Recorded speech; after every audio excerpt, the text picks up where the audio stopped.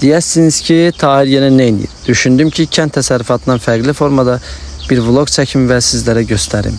Yaqub qonşum mənə xoş gəldin elədi və davamınca kombayn buğda biçilməsi prosesini başlatdı. Və biçilmə prosesini gördüyünüz kimi saman tullanır, hazır olmuş buğda isə bunkerlərə yığılır. Ən pis yanlarından biri də budur ki, bu proses zamanı bütün üstümüz başımız toz içində olur. Nə qədər maraqlı olsa da bir o qədər də əziyyət tələb edən işlərdən biridir. Bəzən taxılın içində sarmaşığın bitməsi biçim prosesini çətinləşdirir. Bunun qarşısını necə almaq olar? Fikirlərinizi videonun şərh bölməsində yazarsınız. Çəkilişdə göstərdikləri dəstəyə görə Yaquba, Maqsud dayı, Rəcəb dayıya təşəkkürlərimi bildirirəm. İncəsənət qurban tələb edir düşüncəsi ilə çəkilişlərimə davam edirəm. Prosesin sonunda buğda bunkerdən lapetə yığır və lapet vasitəsilə evə daşınır. Burada Maqsud dayını layıqlayıram. Evə çatdıqdan sonra da günün altında tam yaş quruması üçün bir müddət buğda saxlanılır, sonra da yığılır. Nəticə olaraq da buğdadan un, yem və s. hazırlanır.